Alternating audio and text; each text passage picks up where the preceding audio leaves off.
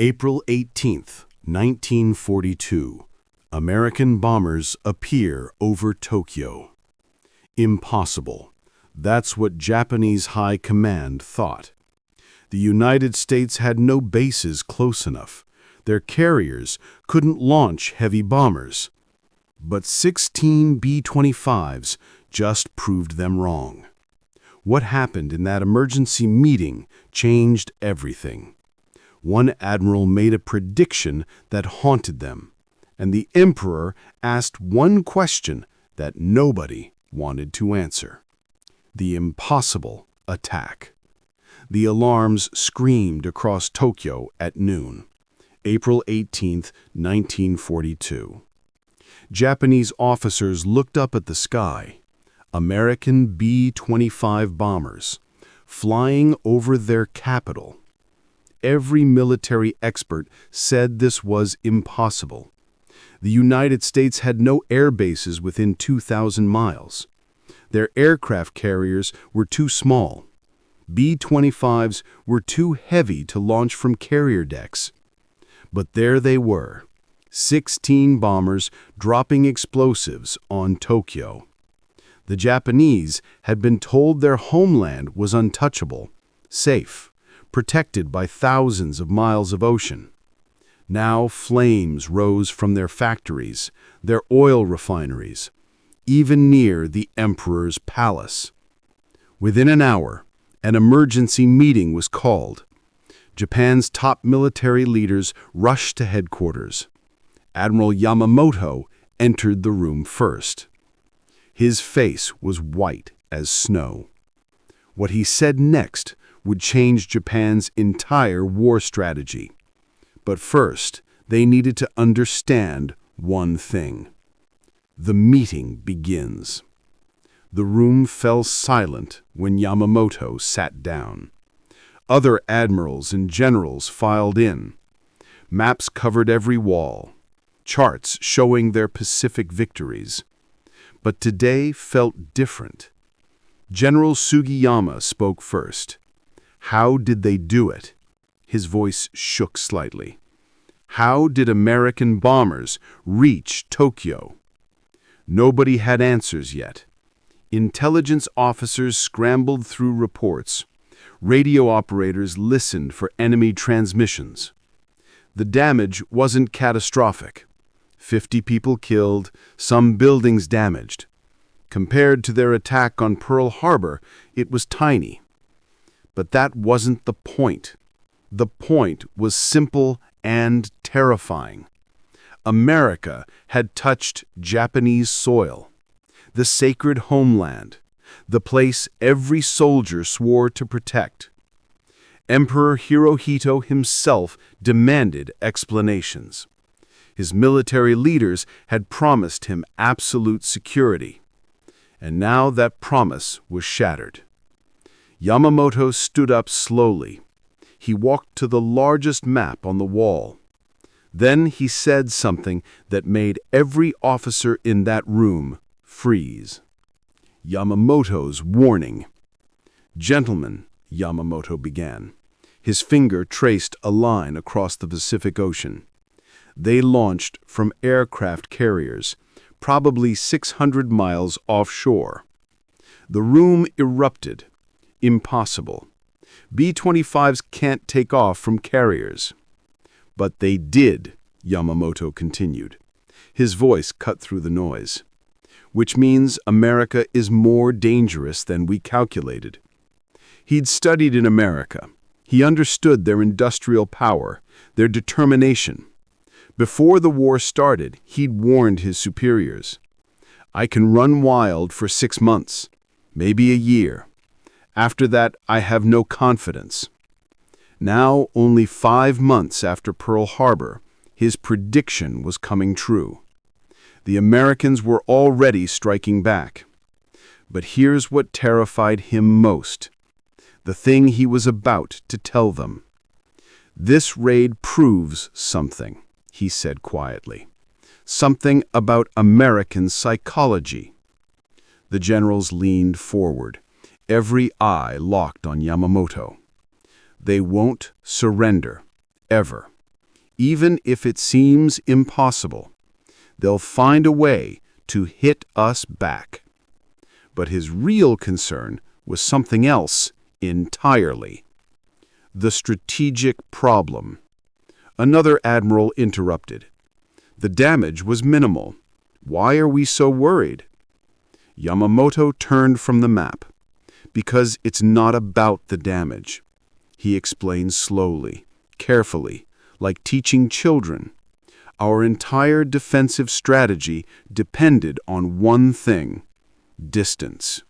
The ocean protecting us. Our people believing they're safe.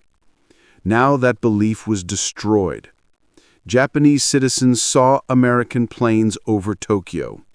They felt bombs falling. They watched their capital burn. Public morale will crack, Yamamoto continued. Our people will demand protection. We'll have to pull fighters back from the front lines. Resources would be diverted, defensive positions strengthened, all because of 16 bombers that caused minimal damage. The psychological impact was enormous. But there was something worse, something the intelligence officers had just discovered about where those bombers went after the attack. They'd flown west toward China, which meant "They're not planning to return," Yamamoto said. His voice dropped lower. "They knew it was a one-way mission, and they came anyway." That fact alone revealed something terrifying. The Emperor's question. Later that day, Yamamoto was summoned to the Imperial Palace. Emperor Hirohito waited in a private room. The Emperor rarely spoke directly to military commanders. His appearance meant this was serious, extremely serious.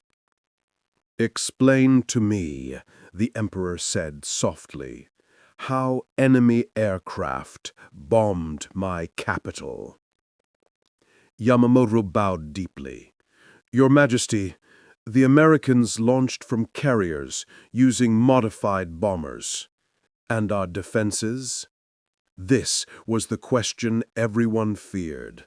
Japan had spent millions on coastal defenses, radar stations, fighter patrols, naval picket lines. All of it failed. "Our patrol boats were positioned too close to shore," Yamamoto admitted. "The carriers stayed beyond our detection range." The Emperor's face showed no emotion, but his next question cut like a sword. "Can they do this again?" Silence. Heavy. Suffocating.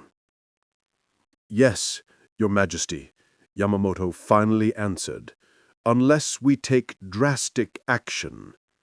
"What action?" Yamamoto took a deep breath. What he was about to propose would change everything. It was risky, possibly catastrophic, but he saw no other choice. The fatal decision. "We must extend our defensive perimeter," Yamamoto explained. "Push it 1,000 miles further east." The Emperor listened without interrupting. "We need to capture Midway Island. It's the key to controlling the Central Pacific. If we hold Midway, American carriers can't get close enough to strike us again." This was the moment, the decision that would seal Japan's fate. "Do it," the Emperor said simply. Yamamoto left the palace with orders to plan the Midway operation. A massive assault, Japan's largest naval force ever assembled. But there was a problem he didn't know about yet. A problem that would doom the entire plan. American code breakers had cracked Japanese naval codes. They'd been reading Japanese messages for weeks. Every plan, every ship movement, every strategy. When Yamamoto started planning the Midway attack, the Americans knew about it almost immediately. They began preparing their trap.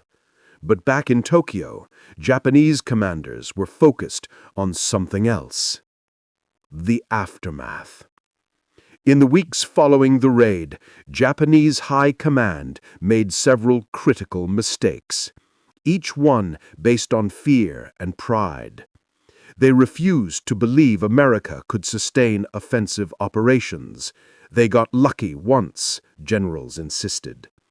They increased homeland defense, but weakened Pacific positions. They rushed the Midway operation instead of planning carefully. They underestimated American determination. All because of one raid, 16 bombers, minimal damage. Admiral Yamamoto knew better. He understood what the Doolittle Raid really meant. It wasn't about the bombs or the damage. It was a message, simple and clear. We're coming for you, no matter how far, no matter how difficult. We will find a way. That message terrified him, because he knew American industrial power. He'd seen their factories, their resources, and he knew something else, something he'd never told his fellow officers. The thing he'd been dreading since December 7th, 1941. The prediction. Before the war started, Yamamoto had written a letter, private, confidential, to a trusted friend. In it, he made a prediction about fighting America. I fear all we have done is awaken a sleeping giant and fill him with terrible resolve. The Doolittle Raid proved him right. That sleeping giant was now wide awake, and it was angry. Japan won the first 6 months, just as he'd predicted. Pearl Harbor, Philippines, Singapore, Malaysia. But the tide was already turning. The Doolittle Raid was just the beginning. 6 weeks later came Midway, Japan's first major defeat. 4 aircraft carriers sunk, their naval advantage destroyed forever. After that came Guadalcanal, then island after island. The Americans pushed forward relentlessly. Looking back, historians often ask one question: when did Japan actually lose the war? Some say Midway, others say the atomic bombs, but many believe it was April 18th, 1942, the day 16 bombers appeared over Tokyo, the day Japan's invincibility died. The Japanese High Command reaction to the Doolittle Raid changed everything. Japan's response in 1942 revealed fatal overconfidence. Their military leadership's response to the Tokyo air raid sparked the disastrous Midway operation. The impact on Japanese military command was immediate, pulling resources for air defense response while weakening Pacific positions. How Japan responded showed psychological cracks. Their government response and strategic shift after the Doolittle Raid ultimately accelerated their defeat. One raid, 8 minutes, a war transformed.